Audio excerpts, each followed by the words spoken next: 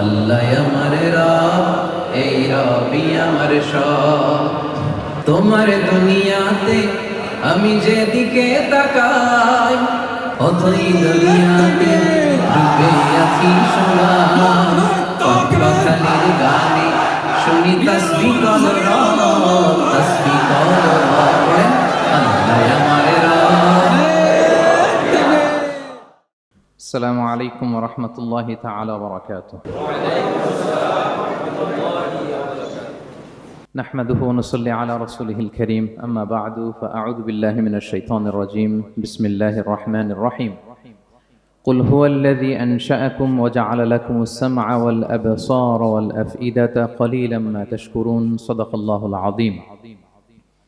رب اشرح لي صدري ويسر لي أمري واحلل عقدة من لساني يفقه قولي.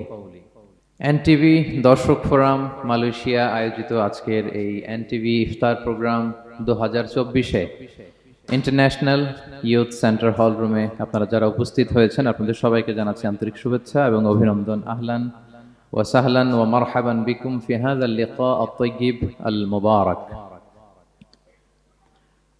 আমরা শুরুতেই আল্লাহ রাব্বুল ইজ্জাত জালালের দরবারে শুকরিয়া জ্ঞাপন করছি যে আল্লাহ তাআলা আমাদেরকে ইফতারির এই পূর্ব মুহূর্তে চমৎকার এই পরিবেশে কিছু দিনী কথা শুনবার সুযোগ করে দিয়েছেন। আমরা সবাই পড়ছি কালিমাতুশ শুকর আলহামদুলিল্লাহ।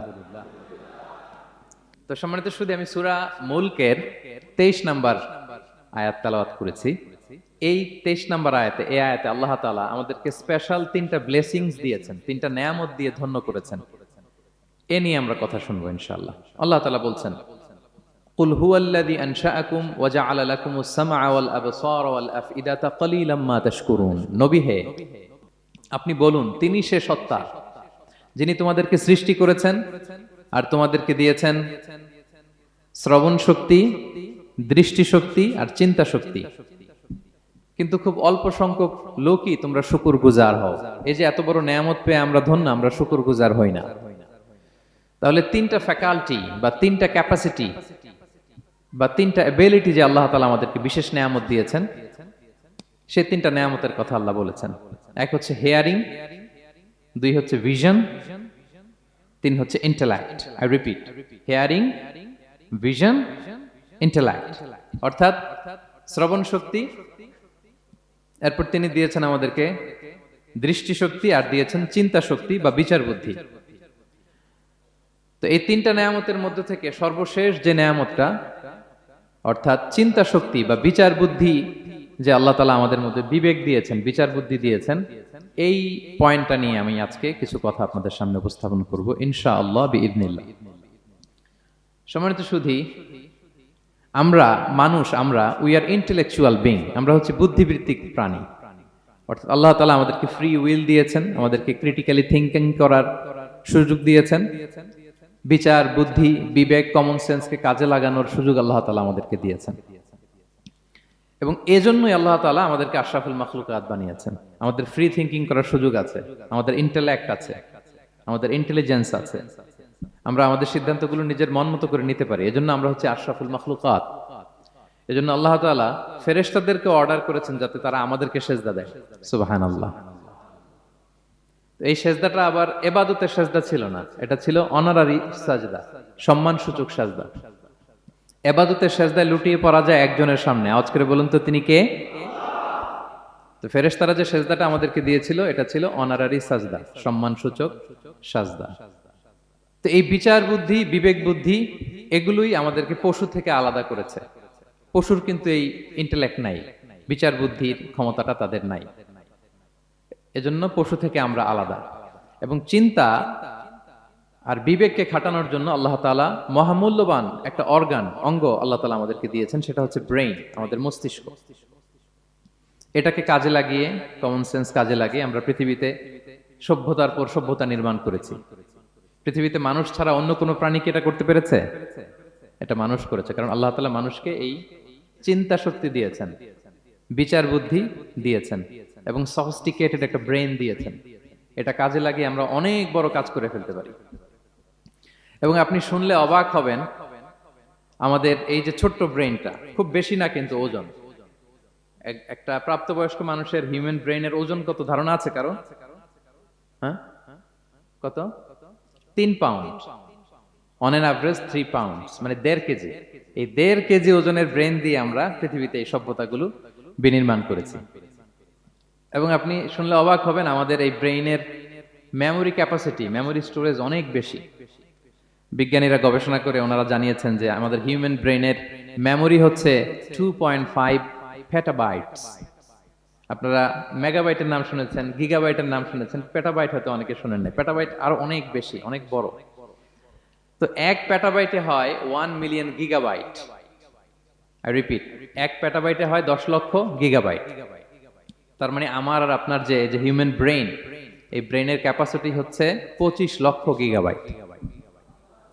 সুবহানাল্লাহ, এত আসতে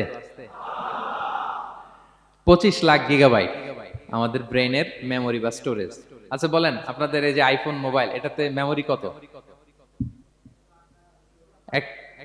256 জিবি ম্যাক্সিমাম, ম্যাক্স 256 জিবি। আচ্ছা গেল। এরপর আমাদের ল্যাপটপ গুলোতে মেমোরি স্টোরেজ কত ম্যাক্সিমাম? সাধারণত 500 জিবি, যারা খুব বেশি নেয় হয়তো 1000 জিবি, 1 টেরাবাইট, তাই না? এই তো। তাহলে আমাদের ল্যাপটপ গুলোর মেমোরি স্টোরেজ হচ্ছে 1000 গিগাবাইট। তাতে সারা দুনিয়াটাই যেন এটার ভিতরে ঢুকিয়ে রাখা যায়, ঠিক কিনা? কিন্তু আল্লাহ তাআলা আমাদের কিছু দয়া করে ব্রেন দিয়েছেন, এটার মেমোরি ক্যাপাসিটি হচ্ছে 25 লক্ষ গিগাবাইট। আল্লাহু আকবার। এবং আপনি শুনলে অবাক হবেন, এই ব্রেনের ভিতরে আল্লাহ তাআলা অনেক নিউরন দিয়েছেন, মানে স্নায়ু কোষ, যে নিউরন গুলো ব্রেনের মেসেজ গুলো, ইনফরমেশন গুলোকে ট্রান্সমিট করে। আমাদের ব্রেইনে এই স্নায়ু কোষের সংখ্যা বা নিউরনের সংখ্যা মোর দেন 100 বিলিয়নস, মানে 10,000 কোটিরও বেশি। তো আমরা যত বেশি চিন্তা করি, যত বেশি ব্রেইন খাটাই, আমাদের এই স্নায়ু কোষগুলোর মধ্যে সংযোগায়ন বাড়ে, মানে নিউরন কানেক্টিভিটি বাড়ে। এই ব্যাপারে পৃথিবীতে সবচেয়ে বড় স্পেশালিস্ট হচ্ছে ডক্টর হার্বার্ট বানসন, হার্ভার্ড ইউনিভার্সিটির একজন অ্যাসোসিয়েট প্রফেসর। তো তাকে জিজ্ঞেস করা হয়েছিল মানুষের এই নিউরন কানেক্টিভিটি সর্বোচ্চ কত হতে পারে, একজন মানুষ যত চিন্তা করুক, যত ব্রেন খাটাক, কত হতে পারে। তো সে গবেষণা করে বলেছিল 25-এর ডান দিকে 30টা শূন্য বসালে যত হতে পারে একটা মানুষের মাথার স্নায়ুগুলোর সংযোগায়ন বা নিউরন কানেক্টিভিটি ঠিক তত হতে পারে। 25-এর ডান দিকে কয়টা শূন্য? 30টা। এটা আমি কি দিয়ে বলবো? হ্যাঁ, million, billion, trillion, zillion, fillion, octillion সব ছাড়িয়ে যাবে। আচ্ছা, সংখ্যাটা কত বড় আমি একটু উদাহরণ দিয়ে বলি। আমরা যে কম্পিউটারের দোকানে গেলে প্রিন্টিং করি না, A4 সাইজের কাগজ আছে না? একটা হিউম্যান ব্রেইনে যত পরিমাণ নিউরন কানেক্টিভিটি হতে পারে, তত পরিমাণ সাদা কাগজ যদি আপনাকে দেয়া হয়, A4 সাইজের সাদা কাগজ দিয়ে যদি বলা হয় যে এটা টেবিলের উপর রাখেন, ইন্টারন্যাশনাল ইয়ুথ সেন্টারের এই টেবিলের উপর এই কাগজগুলো রাখেন, আপনি কাগজগুলো রাখতে শুরু করবেন। কাগজের স্তূপ উঁচু হতে হতে হতে হতে এই টাওয়ার ছাড়িয়ে, আকাশ ছাড়িয়ে, বাতাস ছাড়িয়ে, মহাকাশ স্টেশন ছাড়িয়ে, নাসার বিজ্ঞানীদের নাগালে আসা প্রথম আকাশের যত দূর বিজ্ঞান যেতে পেরেছে, এই যে জেমস ওয়েব টেলিস্কোপ 34 কোটি বছর আগের ছবি, স্থির চিত্র আমাদেরকে পাঠিয়েছে, যত দূর মানুষের নাগালে এসেছে, কাগজের স্তূপ এরকম উঁচু হতেই থাকবে, তারপরেও অনেক কাগজ আপনার হাতে থেকে যাবে।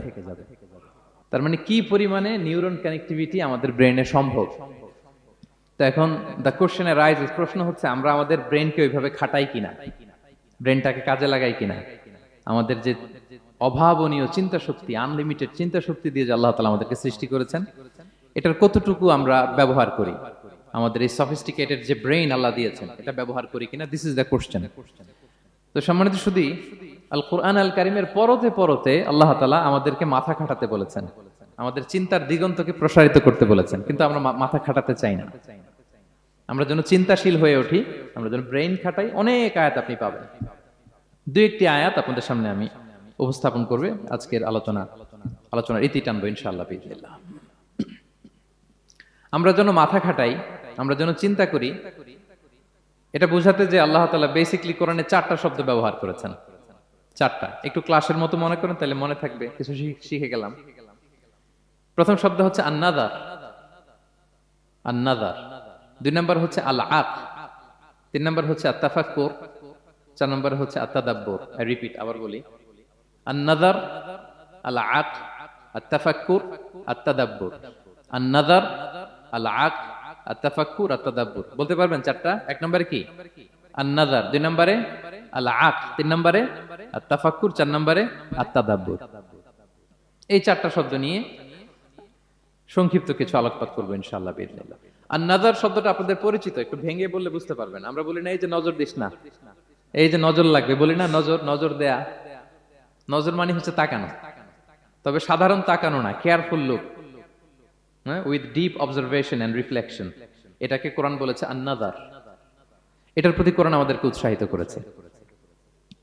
পাশাপাশি 2 নাম্বার কি বলছিলাম নজরের পরে? অ্যাটলিস্ট একজন তো বলতে হবে। আল-আকল, আল-আকল এটাও আপনারা অর্থ জানেন। আমরা বলি না আকল, কিরে তোর কি আকল নাই, তুই কি ব্যাকেল, বলি না আমরা এরকম? ব্যাকেল মানে যার আকল নেই। তো এই যে আকল, আকল থাকা বা আকল খাটানো বা কমন সেন্সকে খাটানো, রিজনিং করা, কোরআন এটার ব্যাপারে উৎসাহিত করেছে। 3 নম্বরে কি বলেছিলাম? আত-তাফাক্কুর। এই যে ইউআই এর স্টুডেন্ট পাওয়া গেছে তো, ওনারা বলতে পারতেছে আত-তাফাক্কুর। আত-তাফাক্কুর শব্দটা আসছে ফিকির থেকে। ফিকরা, ফিকির, ফিকির তো বোঝেন নাকি? আমরা বলি না যে ফিকির করতে হবে? তো আত-তাফাক্কুর মানে ক্রিটিক্যাল থিংকিং, বিশ্লেষণধর্মী চিন্তা করা। আর সর্বশেষ হচ্ছে আত-তাদাব্বুর। আর তাদাব্বুরটা কোরআনের সাথে জড়িত, কোরআনের পেছনের গল্পগুলো খুঁজে বের করা। আর তাদাব্বুর শব্দটা এসেছে আরবি শব্দ দুবুর থেকে। দুবুর, দুবুর মানে কি? পেছন। তো কোরআনের কোন একটা আয়াতের পেছনের গল্পটা কি, পেছনের রহস্যটা কি, এর নেপথ্যে কি, এর গুরু রহস্য কি, এটাকে বের করা। এই 4টা ব্যাপারে কোরআন অনেক এমফাসাইজ করেছে। তো এই 4টা নিয়ে আমরা কথা বলি। প্রথমে কি বলেছিলাম? প্রথম শব্দটা আন-নাযার। সবাই বলেন তো প্রথম শব্দটা কি? আন-নাযার। নজর মানে কি? দৃষ্টি দেয়া, স্বাভাবিক দৃষ্টি না, গভীর দৃষ্টি, সুগভীর দৃষ্টি। ইংরেজিতে বলে অবজারভেশন বা রিফ্লেকশন। তা আমরা যেন শুধু ফেল ফেল করে তাকিয়ে না থাকি। আল্লাহ বলেছে তাকালে তাকানোর মতো তাকাবা, গভীর দৃষ্টি দিবা। আল্লাহ বলেন আফালা ইয়ানজুরুনা ইলাল ইবিলি কাইফা খুলিকাত ওয়া ইলাস সামাই কাইফা রুফিআত ওয়া ইলাল জিবালি কাইফা নুসিবাত ওয়া ইলাল আরদি কাইফা সুতিহাত। আল্লাহ বলেন ওরা কি নজর দেয় না? আফালা ইয়ানজুরুনা, নজর থেকে ইয়ানজুরুনা ইলাল ইবিলি, ওরা কি উটের দিকে তাকায় না? Don't they see to the camels how masterfully they were created. তারা কি উটের দিকে তাকায় না, কিভাবে উটকে সৃষ্টি করেছি? তারা কি আকাশের দিকে তাকায় না, খুঁটিবিহীন বিশাল আকাশকে কেমন করে বানালাম? তারা কি পাহাড়ের দিকে তাকায় না, কিভাবে পাহাড়কে ফার্মলি সেট করা হলো পৃথিবীর সাথে? তারা কি জমিনের দিকে তাকায় না, কিভাবে জমিনটাকে বিস্তীর্ণ করে দেয়া হয়েছে? তো এই 4টা কথা আল্লাহ বললেন। রাসূল সাল্লাল্লাহু আলাইহি ওয়াসাল্লাম যখন মক্কার কুরাইশদেরকে তাওহীদ, রিসালাত, আখিরাতের দাওয়াত দিচ্ছিল, তারা এই দাওয়াতকে প্রত্যাখ্যান করলো, তারা মানছে না। তো তখন আল্লাহ তাআলা এই আয়াত নাজিল করে বললেন আফালা ইয়ানজুরুনা ইলাল ইবিলি কাইফা খুলিকাত। মক্কার কুরাইশরা কি উটের দিকে তাকায় না? উটকে কিভাবে আমি তৈরি করলাম এটা একটু দেখতে পারে না ওরা? আরে উটের দিকে তাকালেই তো ওরা উটের মালিক আমি আল্লাহরে খুঁজে পাবে। কারণ কুরাইশরা ছিল কোরআনের প্রাইমারি অডিয়েন্স, যদিও কোরআন সবার জন্য এসেছে। তো আল্লাহ বললেন আফালা ইয়ানজুরুনা ইলাল ইবিলি কাইফা খুলিকাত। ওরা কি উটের দিকে তাকায় না? উট দেখার জন্য তো ওদের চিড়িয়াখানায় যাওয়া লাগবে না, অথবা মক্কার কুরাইশদের চায়নাতেও যাওয়া লাগবে না, কারণ উট তো ওদের গৃহপালিত প্রাণী, ঠিক কি না? ঘরে ঘরে আরব দেশে উট আছে না নাই? আছে। তো উটের দিকে তাকায় না। সম্মানিত শুধু উটের কথা আল্লাহ কেন বললেন? কুরাইশদেরকে উটের কথা বললেন এজন্য, উট হচ্ছে এমন আজীব একটা প্রাণী যেটা প্রাণী বিজ্ঞানীদেরকে হয়রান করে দিয়েছে।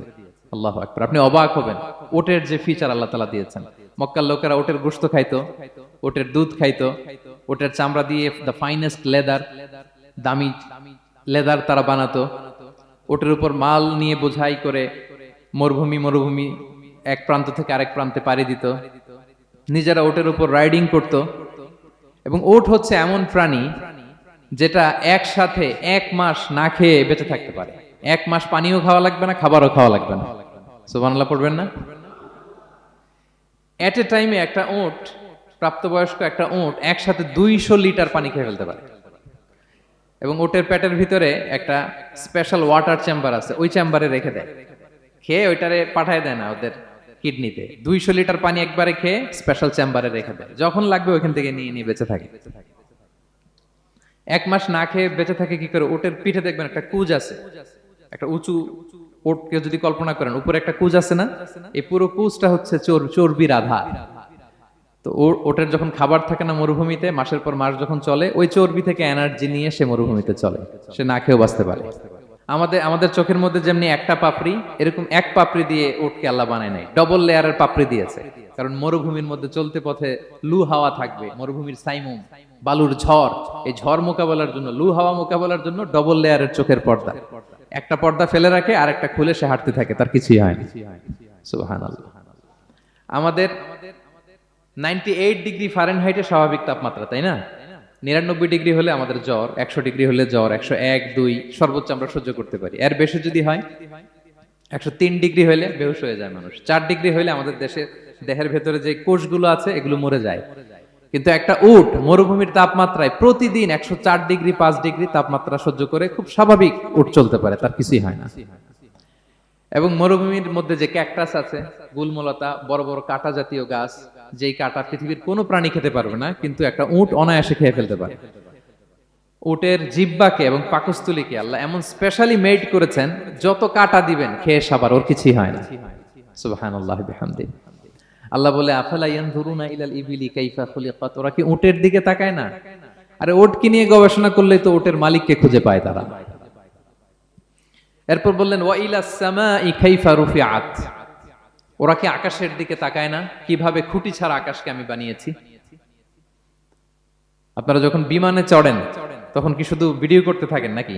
মেঘের ভিডিও, আকাশের ভিডিও, তখন তাকাবেন আকাশের দিকে। সুবহানাল্লাহ, কিভাবে আল্লাহ আকাশকে তৈরি করেছেন। ওয়ালাকাদ যায়্যানা সামা আদ-দুনিয়া বিজিনাতিনিল কাওয়াকিব, আল্লাহ বলেন এই প্রথম আকাশটাকে আমি তারা দিয়ে সুশোভিত করেছি, বিশাল বিশাল তারা।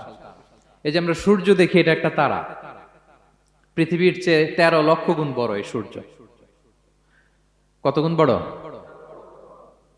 বলে ফেললাম হুট করে মুখ দিয়ে, কিন্তু কল্পনা করতে পারতেছি। তার মানে 13 লক্ষটা পৃথিবী সূর্যের মধ্যে রাখার জায়গা আছে। তাই বলে মনে করেন না যে সূর্য অনেক বড় সাইজের তারা, ন। সূর্য এই মহাশূন্যের খুব ছোট্ট সাইজের একটা তারা। সূর্যের চেয়ে লক্ষ কোটি গুণ তারা আছে। যে সূর্য পৃথিবীর চেয়ে 13 লক্ষ গুণ বড়, ওই সূর্যের চেয়ে কোটি গুণ বড় তারা আছে। এরকম লক্ষ কোটি কোটি তারা নিয়ে আমাদের গ্যালাক্সি মিল্কি ওয়ে, এরকম কোটি কোটি গ্যালাক্সি আছে। সুবহানাল্লাহ, কোটি কোটি গ্যালাক্সি নিয়ে আমাদের এই প্রথম আকাশের মহাশূন্য। তার মানে পুরো প্রথম আকাশটাকে যদি একটা মানচিত্র দেয়া হয়, ওইখানে মাইক্রোস্কোপ দিয়ে পৃথিবীকে খুঁজে পাওয়া যাবে না।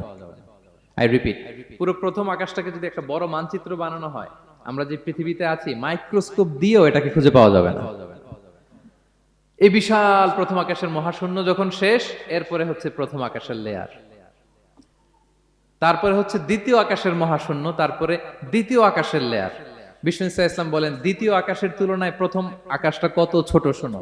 সাহারা মরুভূমির মধ্যে যদি তোমার হাতের আংটি ছুঁড়ে ফেলে দাও, পুরো মরুভূমির তুলনায় তোমার হাতের আংটি যত ছোট, আল্লাহর দ্বিতীয় আসমানের তুলনায় প্রথম আসমানটা ঠিক তত ছোট।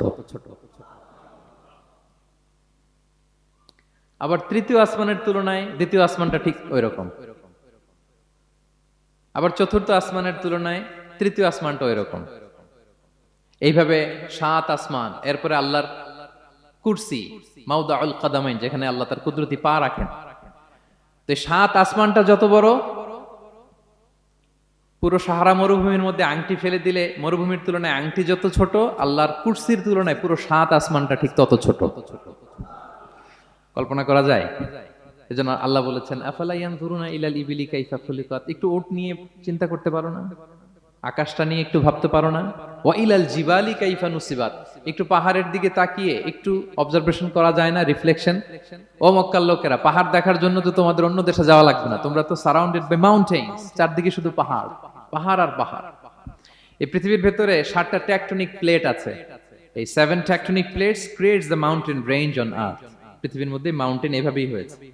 বিগ ব্যাং এর মহাবিস্ফোরণের পরে এই প্লেটগুলো যখন কোলাপস করলো, মাঝখানের জায়গা উঁচু হয়ে গেল, দ্যাট ইজ মাউন্টেন। এটাই মাউন্টেন। আমেরিকার আলাস্কা একটা জায়গা আছে, পৃথিবীর সবচেয়ে বড় মাউন্টেন রেঞ্জ। এটা লম্বায় প্রায় 2000 কিলোমিটার লম্বা একটা পাহাড়। ইউরোপের সবচেয়ে বড় পাহাড় হচ্ছে আল্পস পর্বতমালা, ওটা লম্বায় 1200 কিলোমিটার। কল্পনা করতে পারেন, একটা পাহাড় 1200 কিলোমিটার লম্বা। আর সবচেয়ে উঁচু যে পর্বত শৃঙ্গ মাউন্ট এভারেস্ট 29,035 ফিট। আর মিটার দিয়ে চিন্তা করলে 8,850 মিটার। আল্লাহ এই পাহাড়কে কোরআনে বলেছেন পেরেকের সাথে তুলনা দিয়েছেন। আল্লাহ তাআলা বলেছেন ওয়াজআলনাল জিবালা আওতাদা, আমি এই পাহাড়গুলোকে আলস পর্বতমালা, আলাস্কা পর্বতমালা, মাউন্ট এভারেস্ট এগুলোকে পেরেকের মতো বানিয়েছি। কিসের মতো? আচ্ছা, যদি আমার কথা বুঝে থাকেন তাহলে উত্তর দেন। আমরা পেরেক যখন কাঠের মধ্যে ঠুকি তখন পুরো পেরেকটা কাঠের ভিতরে ঢুকে যায় না? উপরে দেখা যায় কতটুকু?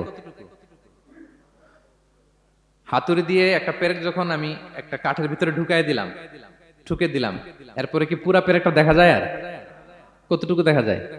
সামান্য মাথাটা। তো পুরা পেরেক গেল কই? ভিতরে। তা আল্লাহ পাহাড়গুলোকে পেরেকের সাথে তুলনা করেছেন। তার মানে পাহাড় যতটুকু আপনি দেখেন এটা পাহাড়ের মাথা, এর পুরো অংশটা মাটির ভিতরে। 29,035 ফিট মাউন্ট এভারেস্ট যেটা, এটার কমপক্ষে 10 গুণ এটা মাটির ভিতরে আছে। আলাস্কা পর্বতমালা বাইরে যদ্দূর 10 গুণ ভিতরে, আলস পর্বতমালা বাইরে যদ্দূর 10 গুণ ভিতরে, তুর পাহাড় বাইরে যদ্দূর 10 গুণ তার ভিতরে। আল্লাহু আকবার। এজন্য আল্লাহ বলেন ওয়াইলাল জিবালি কাইফা নুসিবাত, ওরা কি পাহাড়ের দিকে তাকায় না কিভাবে এই পাহাড়গুলোকে আমি তৈরি করেছি। আল্লাহ যখন এই পৃথিবী সৃষ্টি করলেন, পৃথিবীর মধ্যে ভাইব্রেশন হচ্ছিল, কাঁপছিল পৃথিবী। আল্লাহ পৃথিবীর কাঁপাকাঁপি বন্ধ করার জন্য এই পেরেকের মতো পাহাড়গুলোকে পৃথিবীতে ঠুকে দিলেন, কাঁপাকাঁপি বন্ধ হয়ে গেল। এই দৃশ্য দেখে ফেরেশতারা বলে ইয়া রাব হাল মিন খালকিকা আশাদ্দু আলাল জিবাল, আল্লাহ পাহাড়ের এত শক্তি, পৃথিবী কাঁপতেছিল, পাহাড় আপনি ঠুকে দিলেন, পৃথিবীর কাঁপাকাঁপি বন্ধ হয়ে গেল। আপনার সৃষ্টির মধ্যে পাহাড়ের চেয়ে শক্তিশালী কিছু আছে? আল্লাহ বললেন আছে। সেটা কি? আল হাদিদ। আল্লাহ বললেন সেটা লোহা, কারণ লোহা দিয়ে পাহাড় কাটা যায়, ঠিক কিনা? লোহার কথা শুনে ফেরেশতারা অবাক, লোহা পাহাড়ের চেয়ে শক্তিশালী? ফেরেশতারা প্রশ্ন করলো ইয়া রাব্বি হাল মিন খালকিকা আশাদ্দু মিনাল হাদিদ, তাহলে আপনার সৃষ্টির মধ্যে লোহার চেয়ে শক্তিশালী কিছু আছে? আল্লাহ বললেন আছে। কি সেটা? আন্নার, আগুন। কারণ আগুন লোহাকে কি করে? গলিয়ে ফেলে। ফেরেশতারা শুধু অবাকই হচ্ছে। ফেরেশতারা বলে আগুনের চেয়ে শক্তিশালী কিছু আছে? আল্লাহ বলে আছে আল মা, পানি। কারণ আগুনে দাউ দাউ করে জ্বলে ওঠা আগুনের মধ্যে পানি দিলে আগুন অস্তিত্ব হারায়। ফেরেশতারা শুধু অবাকই হচ্ছে। তারা বলে তাহলে পানির চেয়ে শক্তিশালী কিছু আছে? আল্লাহ বললেন আছে। আর রিহ, বাতাস। কারণ বাতাস পানিকে একদিক থেকে আরেক দিকে নিয়ে যায়। জলের মধ্যে বায়ুর উচ্ছ্বাস লাগলে জলোচ্ছ্বাস তৈরি হয়, ঠিক কিনা?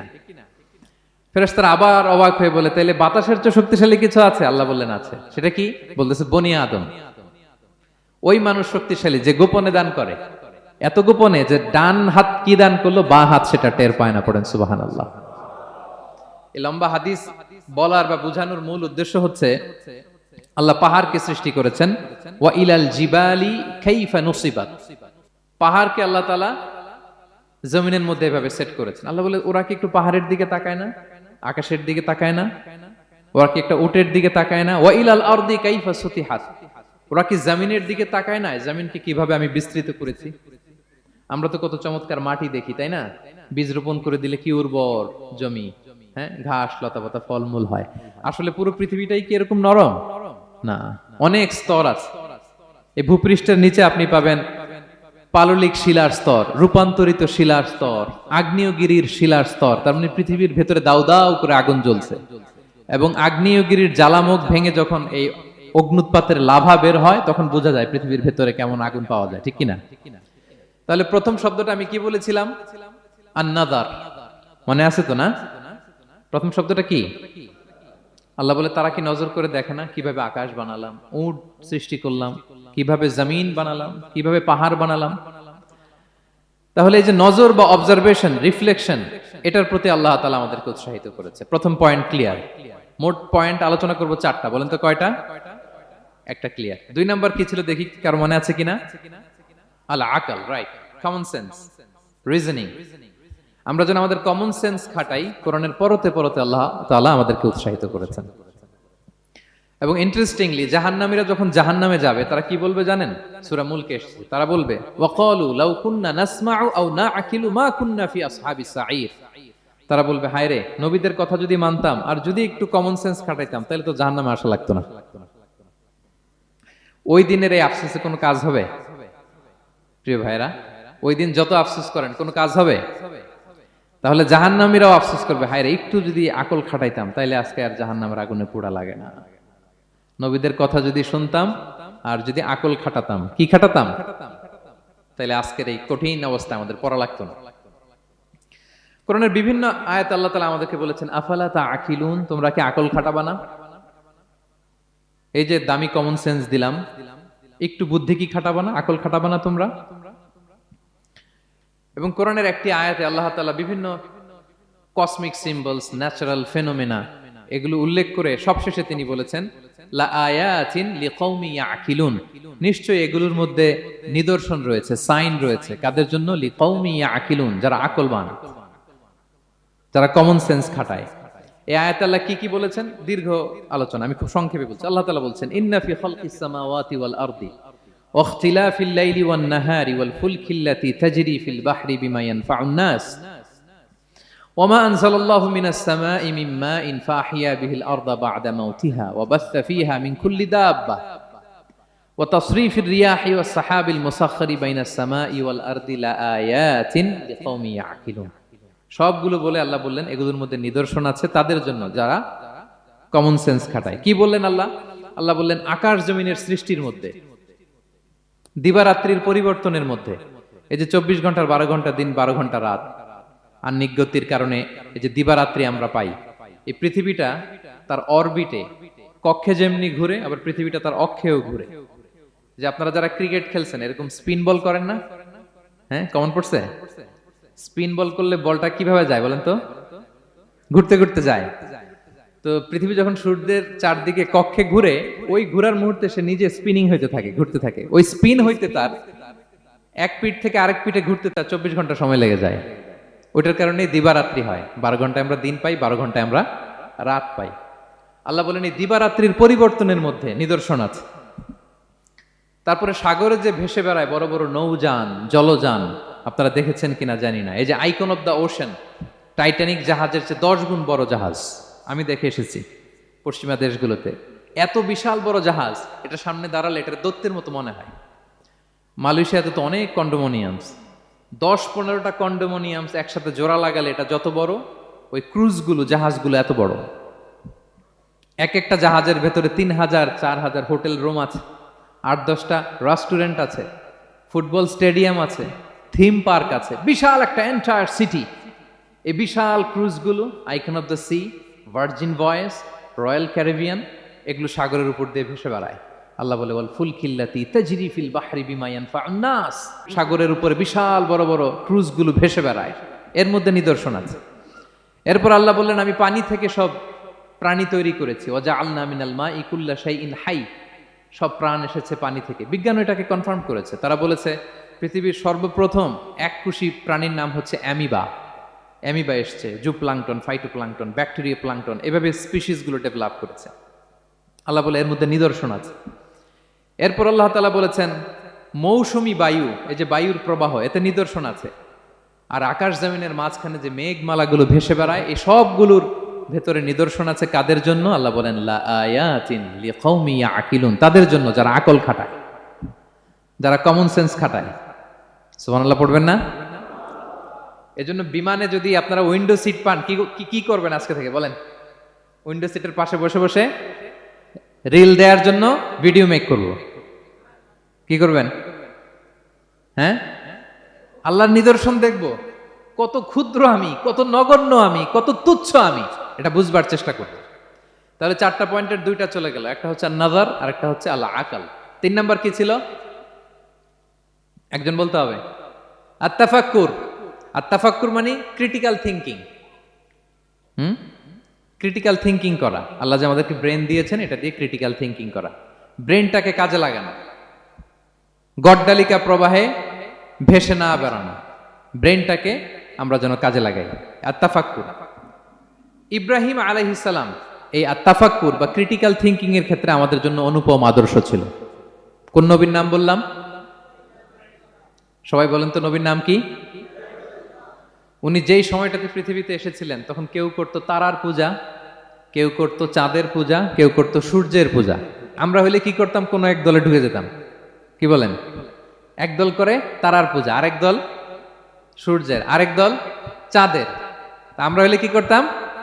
এক দলে ঢুকে যেতাম। উনি ঢুকেন নাই। উনি এই তারকা পূজারী, সূর্য পূজারীদের চিন্তার দেয়ালে আঘাত করেছেন। সুবহানাল্লাহ। ফালাম্মা জান্না আলাইহিল লাইলু রাআ কাওকাবা, উনি কিভাবে সত্যের সন্ধান পেলেন দেখেন। উনি রাত্রিবেলা যখন দেখেন যে লোকজন তারার পূজা করে, উনি ভাবলেন হাযা রব্বি, তারাই কি আমার রব? পরে দেখে না, দিনের বেলায় তারারে আর খুঁজে পাওয়া যায় না। এখন মনে মনে ভাবে হায় রে, আমার রব যদি আবার মাঝে মধ্যে না থাকে তো আমি যাব কই? এক সময় উনি আসে, আরেক সময় নাই। এরকম খোদা দিয়ে আমাদের কোনো লাভ আছে? যিনি সবসময় আমার টেক কেয়ার করবে, আমরা তো ওই খোদার ইবাদত করি, ঠিক কিনা? উনি বললেন না না, এই তারা আমার রব হতে পারে না। এরপর দেখা যায় আরেকদিন রাত্রিবেলা সবাই চাঁদের পূজা করে, কি দ্যুতিময় চাঁদ, জ্যোৎস্না ছড়ায়। তো উনি ভাবলেন আহাদা রাব্বি, এটাই কি আমার রব? পরে দিনের বেলা যখন দেখে না, চাঁদ তো আর দেখা যায় না, চাঁদ তো আর নাই, ভ্যানিশ, ডিসঅ্যাপিয়ার। পরে বলে না, চাঁদ আমার রব হতে পারে না। এবার দিনের বেলা দেখলেন দ্বিপ্রহরের জল জলে সূর্য খা খা রোদ বিলাচ্ছে গোটা বিশ্বে। দেখে যে সবাই এটার ফলোয়ার বেশি, সবাই সূর্যের পূজা করে। কিন্তু আবার গোধূলি লগ্নে সানসেটের টাইমে যখন সূর্যও ডুবে গেল, হায় হায়, উনি বিপদে পড়লেন। এবার আমি কই যাব, সূর্যও তো থাকে না। আল্লাহু আকবার। তখন তিনি ঘোষণা দিলেন, ইন্নী ওয়াজ্জাহতু ওয়াজহিয়া লিল্লাযী ফাতারাস সামাওয়াতি ওয়াল আরদা হানিফা ওয়া মা আনা মিনাল মুশরিকিন। হে তারকা পূজারী, হে চাঁদের পূজারী, হে সূর্য পূজারী, আমি তোমাদের কোনো দলের সাথে নাই, বরং আমি আমাকে ওই সত্তার দিকে মনোনিবেশ করলাম, আত্মসমর্পণ করলাম। ফাতারাস সামাওয়াতি ওয়াল আরদ, যিনি আকাশ সৃষ্টি করেছেন, জমিন সৃষ্টি করেছেন। হানিফা ওয়া মা আনা মিনাল মুশরিকিন, আমি শিরক করি না, আমি হানিফ হিসেবে সেই আল্লাহর ইবাদত শুরু করে দিলাম। পড়েন আল্লাহু আকবার। তাইলে উনি স্রোতে গা ভাসান নাই, কোন এক দলে না ঢুকে উনি ওনার ক্রিটিক্যাল থিঙ্কিং, ওনার অ্যানালজি, ওনার বিবেককে উনি কাজে লাগিয়েছেন। তো সম্মানিত সুধী, এজন্য চিন্তা করা, এটাকে আরবিতে বলে আত-তাহান্নুস মিন বাকায়া আল ইব্রাহিমিয়া। এটা ইব্রাহিমী চিন্তার অবশিষ্টাংশ। সাইয়েদনা ইব্রাহিম আলাইহিস সালাম এভাবে চিন্তা করতেন, গবেষণা করতেন। সূরাতুন নাহলে আল্লাহ তাআলা মৌমাছি কিভাবে মধু সংগ্রহ করে এই ইনফরমেশনটা যখন আমাদের সামনে পেশ করলেন, এই আয়াতের শেষেও তিনি একই কথা বললেন, ইন্না ফি যালিকা লাআয়াতান লিকাওমি ইয়াতাফাক্কারুন, নিশ্চয় এর মধ্যে যারা চিন্তাশীল তাদের জন্য নিদর্শন আছে। মৌমাছি যে মধু সংগ্রহ করে, আপনারা মৌচাক দেখছেন? কে কে দেখি মৌচাক দেখছেন? মাশাআল্লাহ, আচ্ছা ঠিক আছে। রাসূল সাল্লাল্লাহু আলাইহি ওয়াসাল্লাম মধু বড্ড পছন্দ করতেন। পিওর হানি, দুর্গন্ধওয়ালা হানি তিনি খেতেন না, পিওর হানি খাবেন, খুবই এনার্জেটিক। এবং কোরআনে মাত্র দুইটা জিনিসকে শেফা বলা হয়েছে, এক হচ্ছে কোরআনকে বলা হয়েছে শেফা, আর এই মধুকে বলা হয়েছে শেফা। সুবহানাল্লাহ। আল্লাহ তাআলা বললেন, ওয়া আওহা রাব্বুকা ইলান নাহলি আনিত্তাখিযি মিনাল জিবালি বুয়ুতা ওয়া মিনাশ শাজারি ওয়া মিম্মা ইয়ারিশুন। আল্লাহ তাআলা মৌমাছিকে শিখাই দিলেন কিভাবে মৌচাক বাঁধতে হবে। এবং আল্লাহ বললেন, ইত্তাখিযি মিনাল জিবালি বুয়ুতা, তোমরা পাহাড়ে মৌচাক বাঁধো, ওয়া মিনাশ শাজার, গাছের মগ ডালে বাঁধো, অথবা উঁচু মাচার উপরে বাঁধো, যাতে গ্রামের ছোট্ট ছেলেরা ঢিল মারতে না পারে। মৌচাক যারা দেখছেন, এটা কি নিচু নিচু জায়গায় মৌমাছির মৌচাক হয় না, উঁচু একেবারে মগ ডালে। এটা মৌমাছিরা শিখাই দিছে কে? হ্যাঁ, কে শিখিয়েছে? আল্লাহ সুবহানাহু ওয়া তাআলা মৌমাছিকে শিখিয়ে দিয়েছে। যারা আরবি বোঝেন তারা বুঝতে পারবেন, ইত্তাখিদি এটা ফেমিনিন জেন্ডার। তার মানে আল্লাহ যা অর্ডার করেছেন এটা পুরুষ মৌমাছিকে অর্ডার করেন নাই, নারী মৌমাছিকে। তো গবেষণায় দেখা গিয়েছে পুরো মৌচাকের বাসাটাকে এখানে যে লিডারশিপ বহন করে এটা কোনো পুরুষ মৌমাছি না, এটা নারী মৌমাছি। সুবহানাল্লাহ।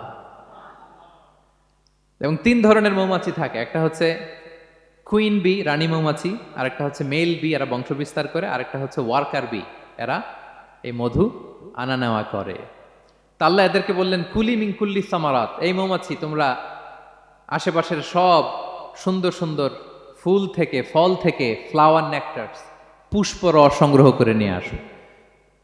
মধু এত স্বাস্থ্যকর, হেলদি ডায়েট কেন? কারণ আশেপাশের গাছের মধ্যে এখানে আপনার ভেষজ গাছ আছে, ঔষধি গাছ আছে, বনাজি গাছ আছে, ঠিক কিনা? তো মৌমাছিগুলো সেখান থেকে ফ্লাওয়ার নেকটারস, পুষ্প রস সংগ্রহ করে আবার চলে আসে। এবং আল্লাহ বললেন, ফাসলুকি সুবুলা রব্বিকি যুলুলা, পথ ভুলে যাও না, যেই পথে গেছো ওই পথে ফিরে আসো। একটা মৌমাছি মৌচাক থেকে প্রায় 10 কিলোমিটার দূরেও অনেক সময় চলে যায়, আবার 10 কিলোমিটার পথ চিনে আবার মৌচাকে এটার ফিরায় আনে কে? এই পুরো মেকানিজমটা নিয়ে গবেষণা করে অস্ট্রিয়ান একজন সায়েন্টিস্ট, তার নাম হচ্ছে কার্ল ব্রনফেশ, সে একটা বই লিখেছে, দ্য ডান্সিং বিজ, এবং এই বই লিখে সে নোবেল লরেট হয়েছে, নোবেল প্রাইজ পেয়েছে। আমরা তো মধু পাইয়া হাতের তালুর মধ্যে নিয়ে জিহ্বা দিয়ে চাটি, আমাদের তো আর ব্রেন খাটানোর ওই সময় নাই। ওই কার্ল ভন ফ্রেশ, সে এই মৌমাছি নিয়ে গবেষণা করে নোবেল প্রাইজ পেয়েছে। আর আমরা মাথা খাটাইতে পারলাম না। তো সে গবেষণা করে পেয়েছে, মানে কোরআনের আয়াত যা যা বলেছে সে তাই পেয়েছে।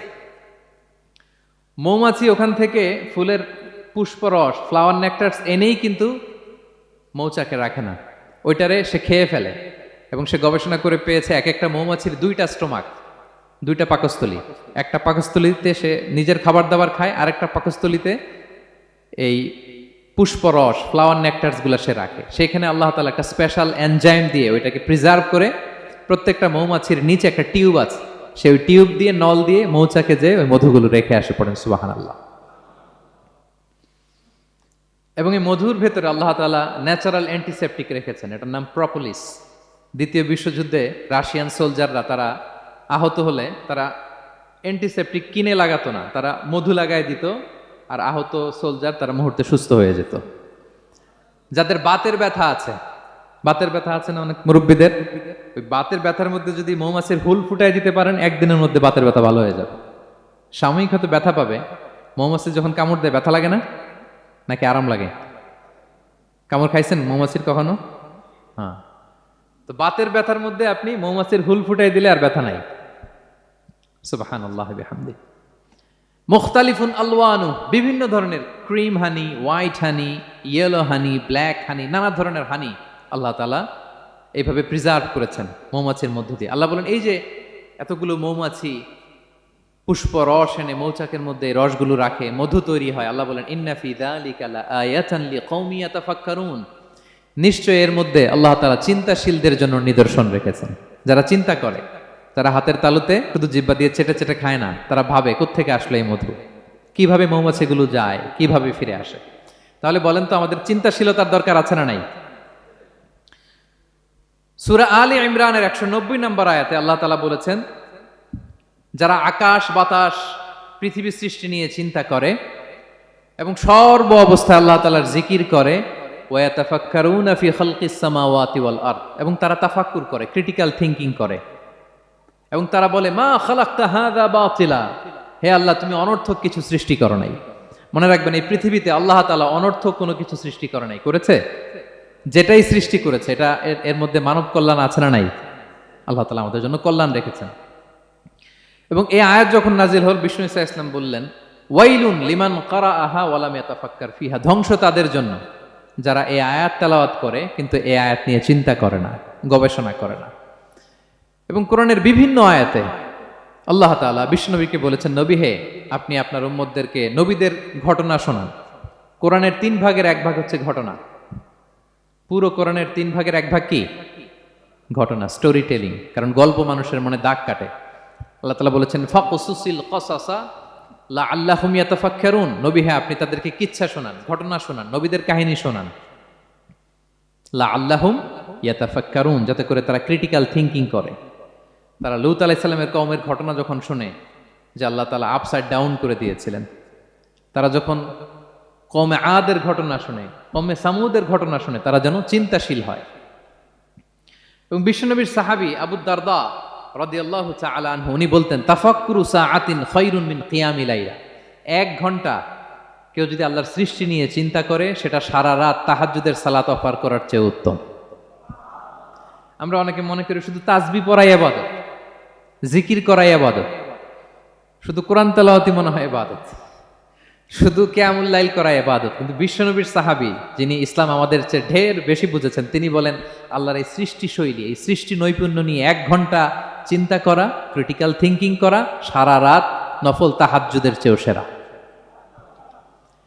এবার বলেন আমাদের চিন্তা করার দরকার আছে না নাই? ব্রেনটা খাটাবেন তো? এই যে যারা কনভার্টেড মুসলিম হয় এরা কিন্তু অনেক চিন্তা ফিকির করে, নিজের সাথে নিজে বোঝাপড়া করে, ক্রিটিক্যাল থিংকিং করে, তাদের অ্যানালজি কাজে লাগিয়ে, আল্লাহর দেয়া ব্রেনকে কাজে লাগিয়ে এরপরে শাহাদা পাঠ করে, এমনি এমনি না। এই যে কিছুদিন আগে আমেরিকান এক পপ স্টার কালেমা পড়ছে না? আপনি জানেন একটা ধর্ম চেঞ্জ করা, একটা ফেইথ চেঞ্জ করা, এটা কত বড় সিদ্ধান্ত?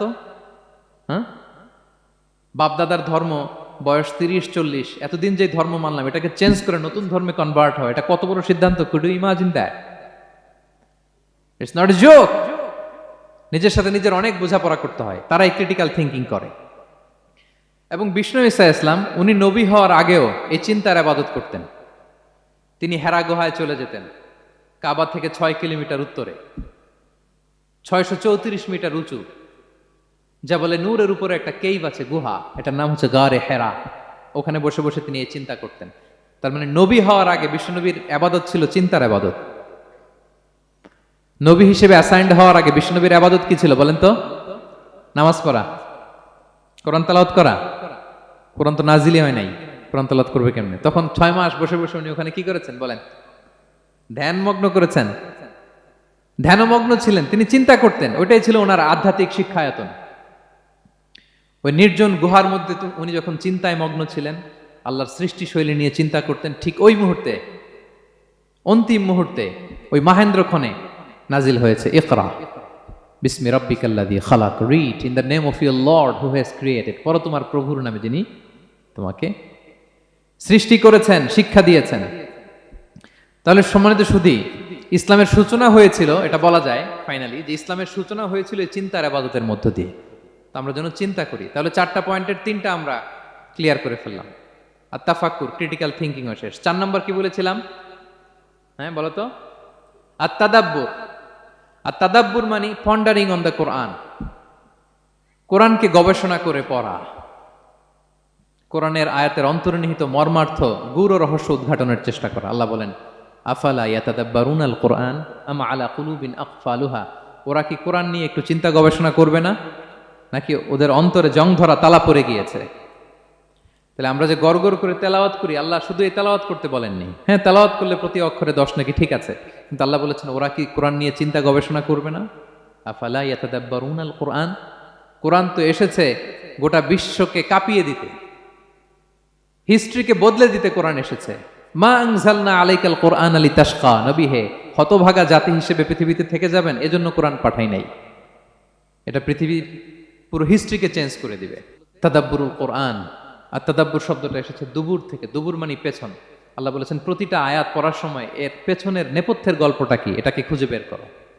আপনি যত বড় মুফাসসির হন, কোরআনের আয়াত আপনি যত পড়বেন, প্রতিদিন নিত্য নতুন নতুন নতুন তথ্য আপনি পাবেন।